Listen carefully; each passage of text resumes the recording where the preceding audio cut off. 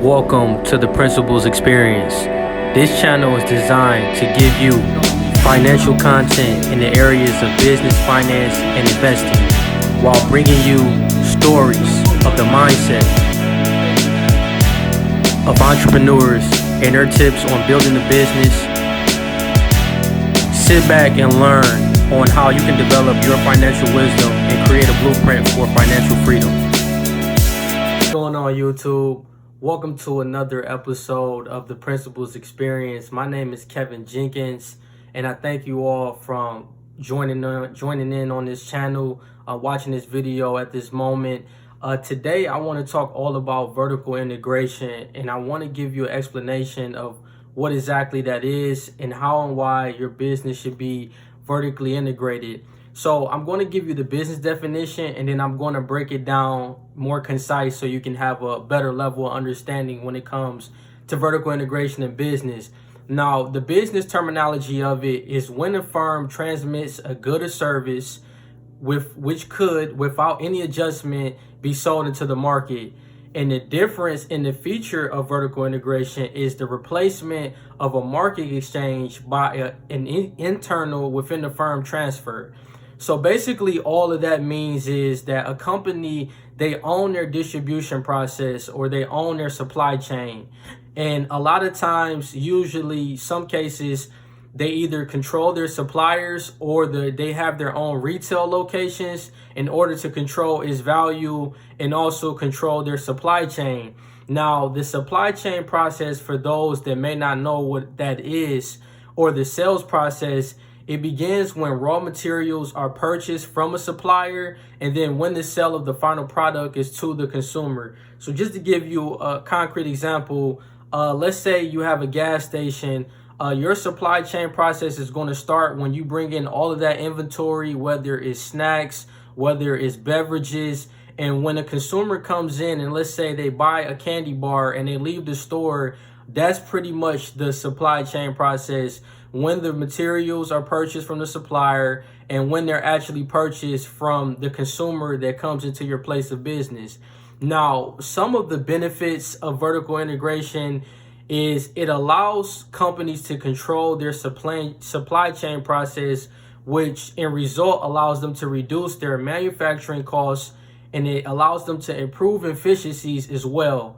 Now, at the moment, I'm reading a great book that I'm going to recommend to you all. I'm going to put the book in the show notes as well, as far as the title on the website, so you can have access to reading it for yourself. But it's called Law and Economics of Vertical Integration and Control.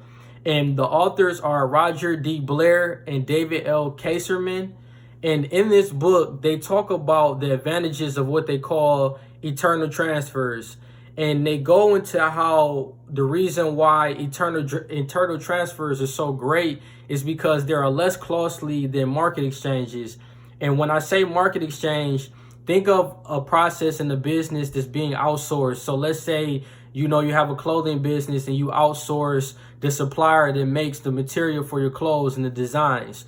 It's 9 times out of 10, the market exchange is the supplier or the distributor. Now, it tends to be less costly because when a product or service is produced within the same firm that employs it, there's flexibility to adapt to market conditions, which will lead to better communication between members of the same firm. Now, when your business becomes in-house, you own your own distribution process, you own the supply chain process, the information that is facilitated from one stage to another is more likely to provide an accurate representation of the correct situation when the stages share a common interest or ownership. When I read that in the book, that's vitally important because when you control that supply chain process and everyone within the same chain is in-house and it's not being outsourced, of course, the communication is going to be way more effective because there's a shared common interest, there's shared ownership. Everybody's money is involved. So it's not going to be as much pushback on deadlines when you need things to get out and need to be accomplished within your business. The business process is a lot more efficient And rather than when you're outsourcing it to someone, it could take a lot longer. And when I read that, I understood exactly what that meant. You know, when people, money and their time is tied together, there's a lot more interest to getting the job done at a much more effective level. So I gave you all some advantages of a business being vertically integrated. Now let's focus on how your business can specifically be vertically integrated. So let's say, for example, you have a clothing business. One way you can implement the strategy is having your own retail locations and then selling your clothing specifically out those designated locations that are in the areas that you placed it in.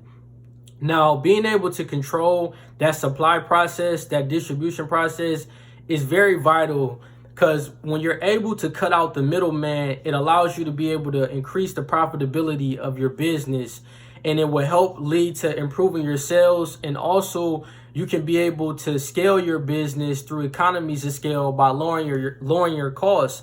And one way you can lower your costs is just by buying large quantities of raw materials and streamlining your manufacturing process, so your unit per unit cost can be very lowered. And some examples of raw materials, I know you may be asking, what exactly is raw materials? Raw materials from this clothing example I gave you all will be apparel, you know, the printing press machines that you need for your designs and logos, etc. Now, another way you can be vertically integrated is becoming direct to the consumer. This is vitally important. I know you see it with a lot of the big name companies like Amazon, like Walmart, like Netflix. And I'm going to go over some examples briefly of those three companies and how they're vertically integrated. But you have seen how they are so intelligent of how they're able to sell their products and services directly to the consumer online. And some ways that you can do that is creating a website where you have, you know, you're selling merch for your business. You have a product or service that you're selling. You can create a website.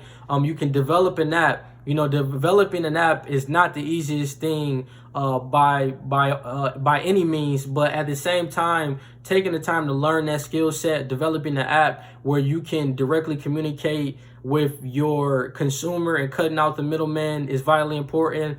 Or you can also have your own e-commerce platform that you sell your products and services through. So like Shopify, they're a great e-commerce platform where you're able to sell just about anything through that site.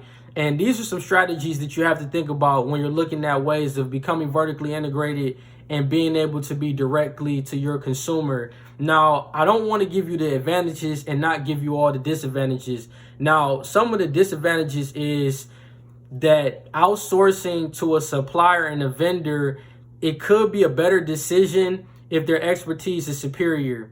So let's say you don't know how to effectively press a t-shirt design. You don't know how that process is.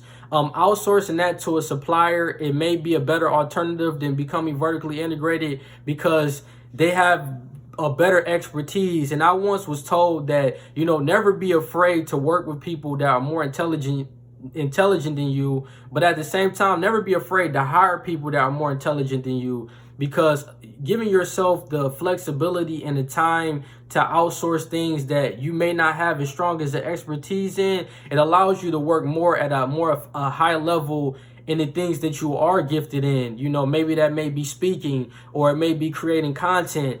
You know, you have to look at your expertise, and if you do need to outsource something because you're not knowledgeable of that business process, I don't care if it's marketing or if it's operations, you know, take the time to look in that alternative as well, because vertical integration, you know, is not for, you know, not everyone is able to do it at a high level. And I think that taking the baby steps is kind of what you want to do at first. And another disadvantage is the capital investment is very expensive. It's not very expensive, but it can be expensive. You know, looking at purchasing your supplier or distributor, you know, it can be very, you know, expensive. And, you know, you have to look at that. The capital investment to do it is tough. That's why it took Amazon a while to get to the level that they're at. But, I mean, they've been in business for a little over 23 years. You know, you want to work towards becoming vertically integrated. No one can just out of the blue become vertically integrated, but having a mindset and working towards it is what I want to enlighten you with when it comes to this video. Now, I also want to give you all some real world examples of companies that are being vertically integrated right now. So I mentioned the three briefly, but I'm going to go over the first one, which is Amazon. Amazon, they have done an excellent job of becoming the largest e-commerce online retailer, and they really have created a marketplace where consumers can buy and sell their products and services online. They also have expanded from an online retailer to becoming a publisher with the Kindle platform, and they also have Amazon Prime, and that's their paid subscription platform that gives consumers access to more content and additional services to Amazon customers. And I mean, if you look at the real estate of all that Amazon has within the world, within the US as well, it's very serious. I mean, I swear in my apartment complex alone, I'm seeing at least 2 to 3 Amazon trucks every single day. And it's great to see that Jeff Bezos is definitely the Steve Jobs of our generation. I've heard that by a person I listen to a lot. Ian Dunlap said that, and I really agree with it. I think that he really has become one of the top entrepreneurs in our time. He's very creative, and he's definitely forward thinking. And let's not forget to mention the Amazon lockers that you see as well. They have found a great way to not only own parts of their distribution channel, but they also own warehouses as well. They have a lot of warehouse space, and this is what allows them to dominate in this space. Now, the next that I want to give you all is Netflix. Netflix is another great company that's vertically integrated. They started as a DVD retail business, similar to Blockbuster. I mean, you talk about childhood memories. Blockbuster, I remember those in my teenage years. Even in my adolescent and my younger, just younger years, Netflix has become what Blockbuster should have did with their business model. And what Netflix has done is they have found a way to become the leader when it comes to online streaming of films. And they also have movies that are licensed from major studios. So all of the big dogs, that in the major studio space, Lionsgate, there's so many. They have a lot of licenses from all of those companies. And the reason why they're vertically integrated is because they create their own original content. They started this back in 2013 when they released House of Cards. That was their first series that was their original content.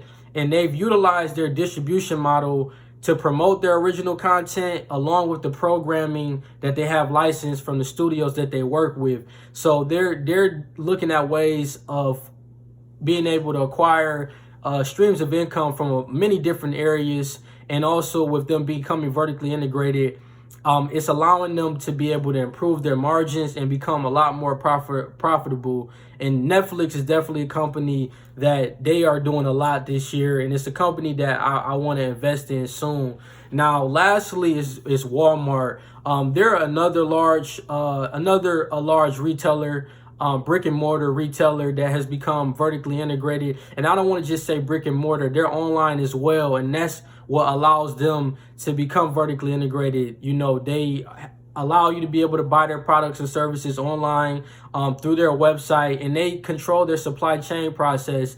If you look at the amount of Walmart supercenters, you look at their neighborhood markets, and even their Sam's Clubs, warehouse membership clubs, they have a lot of real estate space within the world as well. And also, they're going to be launching Walmart Plus on September 15th, which is next Tuesday of 2020, and that is pretty much going to challenge the Amazon Prime subscription model, and it's going to have same day, 1 day, 2 day shipping, similar to what Amazon Prime has. So I'm really looking forward to see how Walmart is going to compete with Amazon in this space when it comes to just becoming vertically integrated. Those are definitely the big dogs, and they're going to continue to keep moving forward with those distribution models, and it's great to see. So that pretty much wraps it up for this YouTube video. I thank you all so much for watching this video. staying tuned and listening to this channel each and every week. I'll have more content that I'll be dropping soon again next week, and I'm also going to have some guests coming on, and I'm going to have some giveaways as well. So definitely look forward to that. I want to tell you all, if you can like, subscribe, and share this page, this video, I will really appreciate it. And I want to just tell you all, thank you so much for tuning in to another episode of the Principles Experience, and take care.